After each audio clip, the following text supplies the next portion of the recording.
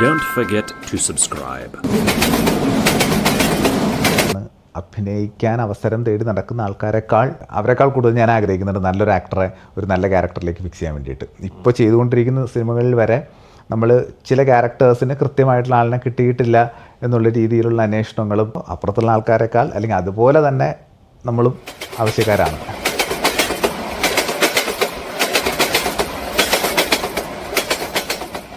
അഭിനയം ഭയങ്കര പാഷനാണ്. അഭിനയിക്കുമ്പോൾ കിട്ടുന്നൊരു സന്തോഷം അത് വേറെയാണ്. കാസ്റ്റിംഗ് ഡയറക്ടർ ആവുന്നത് ഈ ആക്ടിങ് ട്രെയിനിങ് ചെയ്യുമ്പോൾ കുറേ പുതിയ ടാലൻസിനെ നമ്മുടെ ലിസ്റ്റിലേക്ക് വരും. അപ്പോൾ അവരെ ആവശ്യമുള്ള ഡയറക്ടേഴ്സ് ചില ക്യാരക്ടേഴ്സ് വരുമ്പോൾ അങ്ങനെ ആവശ്യപ്പെട്ടു തുടങ്ങി. പിന്നെയാണ് കാസ്റ്റിംഗ് ഡയറക്ടർ എന്നുള്ള രീതിയിലും ആയി മാറുന്നത്. ട്രെയിൻഡ് ആയിട്ടുള്ള ആൾക്കാർ ഒന്നും ഈ പാതി വഴിയിൽ നിർത്തുക എന്ന് പറയുന്ന പരിപാടി അല്ലാത്ത ആൾക്കാരെ നമുക്ക് ഈസി ആയിട്ട് എടുക്കാൻ പറ്റും. അല്ലെങ്കിൽ ഒന്നും അറിയാത്ത ആൾക്കാരെ, വളരെ എം ടി പോട്ടായിട്ട് വരുന്ന ആൾക്കാർക്ക് നമുക്ക് കൃത്യമായിട്ട് കാര്യങ്ങൾ പറഞ്ഞു കൊടുത്ത് ചെയ്യിക്കാൻ പറ്റും.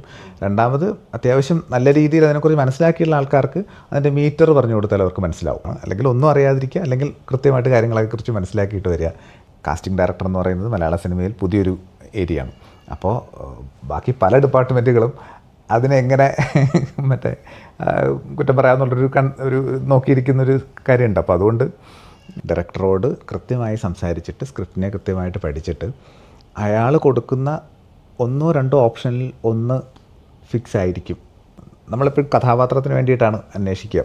അപ്പോൾ ആ സമയത്ത് അതിന് സ്യൂട്ടാകുന്ന രീതിയിലുള്ളൊരു ലുക്കോ അല്ലെങ്കിൽ അത്തരം ഒരു ബോഡി ലാംഗ്വേജോ ഉള്ള ഒരാളെ കണ്ടെത്തി കഴിഞ്ഞാൽ അതും നമ്മൾ ചൂസ് ചെയ്യാറുണ്ട്. നമ്മൾ ഓരോ യാത്രയിലും നമ്മൾ ഈ തേടലുണ്ട്. നമ്മുടെ സിനിമ എന്ന് പറയുന്ന അതിൻ്റെ ഫോർമാറ്റിലേക്ക് വരുമ്പോൾ ഒന്നുകിൽ അവർ കംഫർട്ടബിൾ ആവണമെന്നില്ല, അല്ലെങ്കിൽ നമ്മുടെ ഈ പറഞ്ഞ പോലെ ടെക്നിക്കൽ കാര്യങ്ങൾ അവർക്ക് ഓക്കെ ആവണമെന്നില്ല. അങ്ങനെയുള്ള ചില കോംപ്ലിക്കേഷൻസാണ് ഉണ്ടാവാറുള്ളത്. അതുകൊണ്ടാണ് എപ്പോഴും സേഫ് സൈഡ് എന്നുള്ള രീതിയിൽ ഓൾറെഡി ട്രെയിൻഡ് ആയിട്ടുള്ള അല്ലെങ്കിൽ ഓൾറെഡി അങ്ങനെയുള്ള ആൾക്കാരിലേക്ക് പോകുന്നത്. അല്ലെ, ഇൻ കേസ് ലൈക്ക് അവസരം ചോദിച്ചുകൊണ്ടിരിക്കുന്ന ഒരാൾ കാണിക്കുന്ന ഒരു കമ്മിറ്റ്മെൻറ്റും ചിലപ്പോൾ വേറൊരു തൊഴിലെടുത്തുകൊണ്ടിരിക്കുന്ന ഒരാൾ കാണിക്കുന്ന കമ്മിറ്റ്മെൻറ്റിൻ്റെ വ്യത്യാസമുണ്ട്. ചിലപ്പോൾ അയാൾക്ക് ഇതൊരു വലിയ കാര്യമൊന്നും ആയിരിക്കില്ല.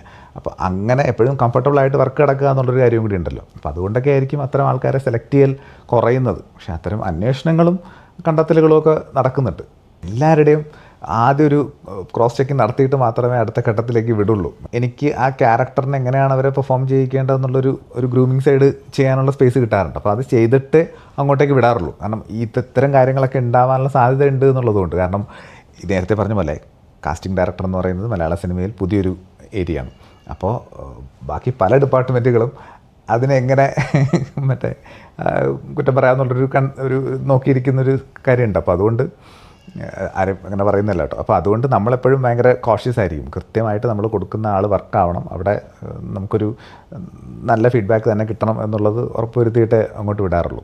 ഇതുമായിട്ട് അത്രയും പാഷനേറ്റ് അല്ലാത്തൊരാൾക്ക് ചിലപ്പോൾ ഇതിൻ്റെ ആ ഒരു വാല്യൂ അല്ലെങ്കിൽ അത്തരം കാര്യങ്ങൾ ഇതിപ്പോൾ അങ്ങനെ കണ്ടാൽ മതി എന്ന് തോന്നും. അല്ലെങ്കിൽ വന്ന് ഒന്ന് ട്രൈ ചെയ്ത് നോക്കാമെന്ന് പറഞ്ഞ പോലെ ഇപ്പം നമ്മുടെ സിനിമ അവരുടെ അഭിനയത്തിൻ്റെ തിളക്കാൻ വേണ്ടി ഉപയോഗിക്കുന്നു എന്ന് പറഞ്ഞ പോലെ അവരത്ര പ്രാധാന്യം അതിന് കൊടുക്കുള്ളൂ. അപ്പോൾ അങ്ങനെ ഒരു അനുഭവം ഉണ്ടാവണ്ടെന്ന് വെച്ചിട്ടാണ് പലപ്പോഴും എല്ലാ രീതിയിലുള്ള പ്രിപ്പറേഷൻസും എടുത്തിട്ട് തന്നെ ഒരാളെ ഫ്രെയിമിലേക്ക് അല്ലെങ്കിൽ ക്യാമറയ്ക്ക് മുമ്പിലേക്ക് കൊണ്ടുവരാൻ വേണ്ടി ശ്രമിക്കുന്നത്.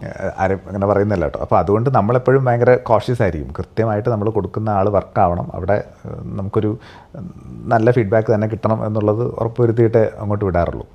നമുക്ക് ഒരുപാട് മെസ്സേജസും കോൾസും ഒക്കെ വരാറുണ്ട്. ഇപ്പം ഇൻസ്റ്റഗ്രാമിലോ അല്ലെങ്കിൽ നമ്മുടെ നമ്പർ പല രീതിയിൽ സ്പ്രെഡായിട്ടൊക്കെ വരുന്ന ഭൂരിഭാഗം ആൾക്കാരും അവരുടെ വീടിനുള്ളിലെ കംഫർട്ട് സോണിൽ നിന്നിരുന്നു കൊണ്ട് മെസ്സേജ് ചെയ്യുക എന്നുള്ളൊരൊറ്റ കാര്യം മാത്രമാണ് അവർ ചെയ്യുന്നത്. ആ മെസ്സേജ് ചെയ്യൽ അവരവരുടെ ഭയങ്കരമായിട്ടുള്ള ബുദ്ധിമുട്ടുകളെക്കുറിച്ചും കഷ്ടപ്പാടുകളെക്കുറിച്ചും ആഗ്രഹത്തെക്കുറിച്ചും ഒക്കെ വാദോരാണ്ട് സംസാരിക്കാറുണ്ട്. പക്ഷേ ആ കംഫർട്ട് സോണിൽ നിന്ന് പുറത്തേക്ക് വരാൻ അവർ തയ്യാറല്ല.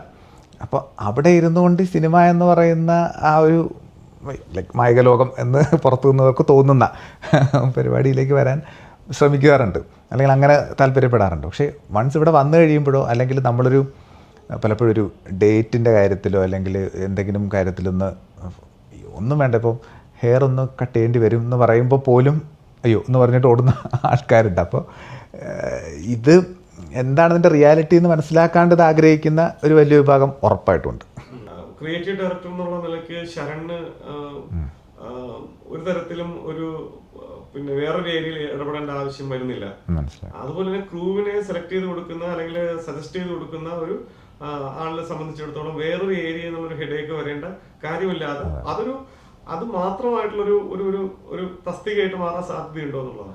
തീർച്ചയായിട്ടും. ഇപ്പോൾ ക്രൂവിനെയും കാസ്റ്റ് ചെയ്യുക എന്ന് പറയുന്ന പ്രോസസ്സ് ഉറപ്പായിട്ടും വരാൻ സാധ്യതയുണ്ട്. കാരണം വെച്ചാൽ എന്താണ് വർക്ക്, എന്താണ് സ്ക്രിപ്റ്റ്, എന്താണ് ഡിമാൻഡ് ചെയ്യുന്നത്, അല്ലെങ്കിൽ ഡയറക്ടർ ഏത് രീതിയിലുള്ളൊരു മേക്കിംഗ് പാറ്റേൺ ആണ് നോക്കുന്നത് എന്നുള്ള രീതിയിൽ വളരെ ക്രിയേറ്റീവായിട്ടുള്ള അത്തരം ഒരു ഏരിയ ഇത് ചെയ്തിട്ടുണ്ട്. പക്ഷേ അങ്ങനെ അതൊരു ഇപ്പോൾ കാസ്റ്റിംഗ് ഡയറക്ടർ എന്ന് പറയുന്ന പോലത്തെ ഒരു ഏരിയ അതിന് സ്ഥിരമായിട്ട് വരിക എന്ന് പറയുന്നതിനെ കുറിച്ചിട്ട് ആലോചിച്ചിട്ടില്ല.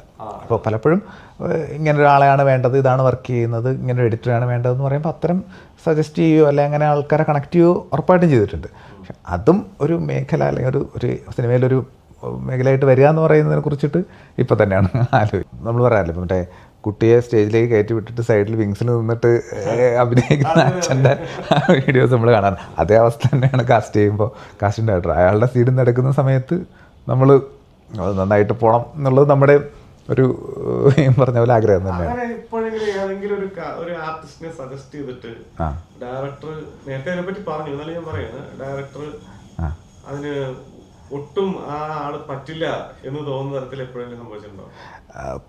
പറ്റില്ല എന്നല്ല, ഞാനൊരു ഉദാഹരണം പറയാം. അതൊരു ആരെയും തന്നിട്ടുള്ള കാര്യങ്ങൾ പറയുന്നില്ല, അല്ലാണ്ട് പറയാം. അതായത് ഇപ്പോൾ ഒരു സമയത്ത് ആൾ അത്യാവശ്യം അറിയപ്പെടുന്നൊരു സിനിമയിൽ തന്നെ വേറൊരു മേഖലയിൽ വളരെ ഉന്നതിയിൽ വർക്ക് ചെയ്യുന്ന ഒരു ആളാണ്. ആൾ അഭിനയിക്കാൻ ചെന്ന സമയത്ത് അതിൽ വർക്ക് ചെയ്യുന്ന മെയിനായിട്ടുള്ള ഡയറക്ടർ, DOP അങ്ങനെയൊക്കെ നിൽക്കുന്ന ആൾക്കാർ എന്നോട് പറഞ്ഞു ആൾക്കൊരു ബലം പിടുത്തമുണ്ട് എന്ന് പറഞ്ഞു. അപ്പോൾ ബലം പിടുത്തം എന്ന് പറയുന്ന സമയത്ത് ഞാൻ ആ ഷോർട്സ് ഒന്ന് കണ്ടോട്ടെ എന്ന് ചോദിച്ചിട്ട് അപ്പോൾ അതുവരെ ഷൂട്ട് ചെയ്ത ഷോർട്സ് അവരെനിക്ക് കാണിച്ചു തന്നു. കണ്ടു കഴിഞ്ഞപ്പോൾ എനിക്ക് മനസ്സിലായത് ഈ പെർട്ടിക്കുലർ ആൾ, അതായത് അഭിനയിക്കുന്ന ആൾ അത്രയും എക്സ്പീരിയൻസ്ഡ് ആയിട്ടുള്ള മലയാള സിനിമയിൽ വലിയൊരു പൊസിഷനിലിരിക്കുന്ന ആളാണ്. അപ്പോൾ അദ്ദേഹത്തിന് ബലം പിടുത്തുള്ള ആൾ കൺസേൺഡാണ്. അതായത് ഞാൻ റീടേക്സ് വരുത്തുക അല്ലെങ്കിൽ ഞാൻ ബുദ്ധിമുട്ടുണ്ടാക്കിയിട്ട് ഇവർക്കൊരു പ്രശ്നമാവണ്ട എന്നുള്ളൊരു കൺസേൺ ആളുടെ കണ്ണിലുണ്ട്. ആൾ ചെയ്യുന്നുണ്ട് കാര്യങ്ങളൊക്കെ. അപ്പോൾ ഞാൻ പുള്ളിയോട് ക്യാരവൻ പോയിട്ട് പറഞ്ഞു, സാർ നന്നായിട്ടാണ് ചെയ്യുന്നത്, ഒരുപാട് വേറെ കാര്യങ്ങളെക്കുറിച്ച് ആലോചിച്ച് കൺസേൺ ആവണ്ട, സാർ ഫ്രീ ആയിട്ട് ചെയ്തോളൂ, നല്ല കോൺഫിഡൻ്റ് ആയിട്ട് ചെയ്തോളൂ എന്ന് പറഞ്ഞു. അപ്പോൾ ഈ കമ്മ്യൂണിക്കേഷൻ ഉണ്ടല്ലോ, ഇത് കാരണം ഒരു ഇൻസിഡൻറ്റ് ഉണ്ടായിട്ടുണ്ട്. അതായത് ആളോട് വീണ്ടും ബലം പിടുത്തുണ്ട് എന്ന് പറഞ്ഞു കഴിഞ്ഞാൽ ഇയാൾ കൂടുതൽ ബലം പിടിക്കുകയുള്ളൂ. അപ്പം ശരൺ, ഈ കാസ്റ്റിംഗ് ഡയറക്ടർ ലൊക്കേഷനിൽ എപ്പോഴും ഉണ്ടാവാറില്ല? ഫുൾ ടൈം ഉണ്ടാവാറില്ല. ഈ പറഞ്ഞ പോലെ ചില ഇതുപോലുള്ള പ്രത്യേക ദിവസങ്ങളിലോ അല്ലെങ്കിൽ എൻ്റെ ഒരു ആളെപ്പോഴും അവിടെ ഉണ്ടാവും, എൻ്റെ ഒരാളെപ്പോഴും സെറ്റിലുണ്ടാവും, എന്തെങ്കിലും ഈ പറഞ്ഞ കാസ്റ്റിങ്ങുമായിട്ട് ബന്ധപ്പെട്ട ആവശ്യത്തിന്, അല്ലെങ്കിൽ ഇടയ്ക്കുള്ള നമുക്ക് ഫ്രീ ആകുന്ന ദിവസങ്ങളിൽ നമ്മളും ഉണ്ടാവും. നേരത്തെ പറഞ്ഞ പോലെ തന്നെ അയാൾ നന്നായിട്ട് പെർഫോം ചെയ്ത് അത് കഴിയുന്നത് വരെയും വേറൊരു തരത്തിലുള്ള വിഷയങ്ങൾ ഉണ്ടാവരുത് എന്നുള്ളത് നമ്മുടെയും കൂടെ ഒരു ആഗ്രഹമാണ്. അപ്പം അത് അയാളുടെ പേഴ്സണൽ കാര്യങ്ങളാണെങ്കിലും എന്താണെങ്കിലും ഒന്നും ഒരു രീതിയിലൊന്നും ബാധിക്കാണ്ട് അവിടെ എത്തി തിരിച്ചു വരിക എന്നുള്ള ഒരു കാര്യമുണ്ട്. ഇപ്പം നമ്മൾ ഈവൻ ഷോസ് ചെയ്യുമ്പോൾ പോലും അവിടെ വന്നിരിക്കുന്ന ഓഡിയൻസിനെ എല്ലാവരെയും ബ്രീഫ് ചെയ്യും എന്ന് പറയുന്ന പോലെ ഈ പറഞ്ഞ ക്രൗഡിനെ കൃത്യമായിട്ട് ബ്രീഫ് ചെയ്ത് നമുക്ക് ഓക്കെ ചെയ്യുമെന്ന് തോന്നുന്ന ആൾക്കാരെ മുന്നിലേക്കിട്ട് ഫ്രെയിമിൻ്റെ മുന്നിലേക്ക് വരുന്ന രീതിയിൽ അറേഞ്ച് ചെയ്തിട്ട് ചെയ്യാറുണ്ട്. നമ്മൾ ഉള്ള സമയത്ത്, നമ്മൾ സെറ്റിലുള്ള സമയത്തെല്ലാം ഇത്തരം കാര്യങ്ങളെല്ലാം നോക്കിയിട്ട് യാതൊരു രീതിയിലുള്ള സ്പേസും ഇല്ലാതെ ക്ലിയർ ചെയ്യും. ജൂനിയർ ആർട്ടിസ്റ്റുകളുടെ കാര്യത്തിലും ശരൺ ഇടപെടാറുണ്ട്. അതായത് അവരെ കാസ്റ്റ് ചെയ്യുന്ന കാര്യത്തിൽ ഈ പറഞ്ഞ പോലെ എന്തെങ്കിലും അവർക്ക് അവർ വരുന്ന സീനിന് ഇതുപോലെ എന്തെങ്കിലും ഇമ്പോർട്ടൻസ് ഉണ്ടെങ്കിൽ ഉറപ്പായിട്ടും ഇടപെടും. നമ്മൾ നല്ല ആൾക്കാരെ വേണം, അല്ലെ ഈ പാറ്റേണിലുള്ള ആൾക്കാർ തന്നെ വേണം എന്നുള്ള രീതിയിൽ ഇടപെടാറുണ്ട്. നമുക്കും കോണ്ടാക്ട്സ് ഉണ്ട് അത്തരം ഈ പറഞ്ഞ ജൂനിയർ ആർട്ടിസ്റ്റുകൾ സപ്ലൈ ചെയ്യുന്ന ആൾക്കാരുമായിട്ട് ബന്ധമുണ്ട്. അപ്പോൾ അവരോട് കൃത്യമായിട്ട് കാര്യം പറയും. അതല്ല പ്രൊഡക്ഷൻ ഡീൽ ചെയ്യുന്നുണ്ടെങ്കിലും അവരോട് നമ്മളിതാണ് നമ്മുടെ കൺസേൺ, ഇങ്ങനെയുള്ള ആൾ തന്നെ വേണം, അല്ലെങ്കിൽ ഇത്തരം ആൾക്കാർ തന്നെ വേണം എന്നുള്ളത് കൃത്യമായിട്ട് പറയും. അവരെ നമ്മൾ നേരിട്ടല്ലെങ്കിൽ പോലും അവരെ സ്ക്രീൻ ചെയ്തിട്ടായിരിക്കും വിടുന്നത്. ഇങ്ങനെ ഈ പാറ്റേണിലുള്ള ആൾക്കാരാണ് എന്നുള്ളൊരു ഫോട്ടോസ് അങ്ങനെ എന്തെങ്കിലും വരും. അപ്പോൾ അതിനനുസരിച്ചിട്ടായിരിക്കും വിടുന്നത്. പിന്നെ ഓൾമോസ്റ്റ് ഈ പറഞ്ഞ പോലെ സെറ്റിൽ വന്നിട്ടാണെങ്കിലും അവർക്കൊരു ബ്രീഫ്, അത്ര ഇമ്പോർട്ടൻറ്റ് സീൻസിൽ എന്തായാലും കൃത്യമായിട്ടുള്ള ബ്രീഫ് കൊടുക്കും. മുൻപ് ഇപ്പോൾ കുറച്ചാലും മുമ്പ് നമുക്കങ്ങനെ കണ്ടെത്തില്ലെന്ന് പറയാനുള്ള അവകാശം ഉണ്ടോ എന്നും അറിയില്ല. കാരണം പലപ്പോഴും നമ്മൾ കാണുന്നതിന് മുമ്പ് ഇവരെ പലരും കണ്ടിട്ടുണ്ടാവും. പക്ഷേ നമുക്കൊരു നല്ല ക്യാരക്ടറിലേക്ക് അവരെ എടുത്തു വെക്കാൻ പറ്റിയെന്ന് തോന്നിയിട്ടുള്ള ഒരാൾ വിനോദ് തോമസ് എന്ന് പറയുന്ന ആക്ടറാണ്. ഇപ്പം ഇല്ല.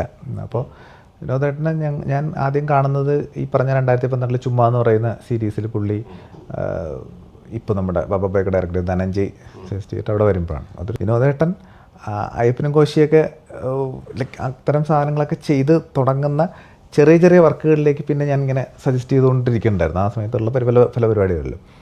ആ സമയത്തൊന്നും ഈ പറഞ്ഞ പോലെ ഒരു സിനിമയുടെ ഒരു മെയിൻ പരിപാടിയിലേക്ക് പുള്ളി എത്തിപ്പെട്ടിട്ടില്ല. വിനോദേട്ടൻ്റെ അയ്യപ്പനും കോശിക്കിയുടെ പാരല ടൈമിലാണ് കുറി എന്ന് പറയുന്നൊരു സിനിമ ഉണ്ടാകുന്നത്, KR പ്രവീണിൻ്റെ.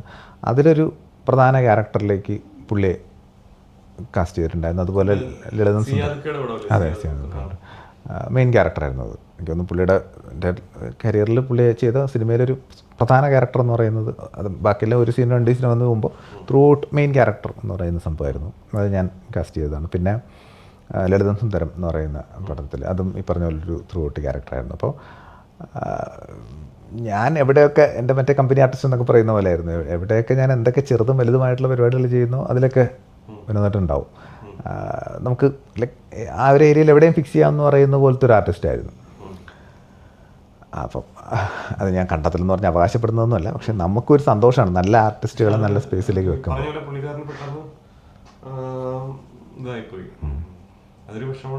തീർച്ചയായിട്ടും ആളെക്കുറിച്ച് പറയുമ്പോൾ നമ്മൾ ഇത് കേട്ടുകൊണ്ടിരിക്കുന്ന ആക്ടേഴ്സ് കൂടി മനസ്സിലാക്കേണ്ട ഒരു പോയിന്റ് കൂടി ഞാൻ പറയാം. ആൾ വളരെ ഫസ്റ്റ് ടൈം ഞങ്ങൾ ആളെ ചുമ്മയിലേക്ക് വെക്കുന്ന സമയത്ത് ആളോട് ക്യാരക്ടർ പറഞ്ഞു കൊടുത്തു കഴിഞ്ഞിട്ട് ആൾ ചോദിച്ചൊരു ചോദ്യമുണ്ട്. ഈ കഥാപാത്രം സ്ഥിരമായിട്ട് സ്ലിപ്പർ ധരിച്ച് നടക്കുന്ന ആളാണോ അതോ ഷൂ ഒക്കെ ധരിക്കുന്ന ആളാണോ എന്ന് ചോദിച്ചു.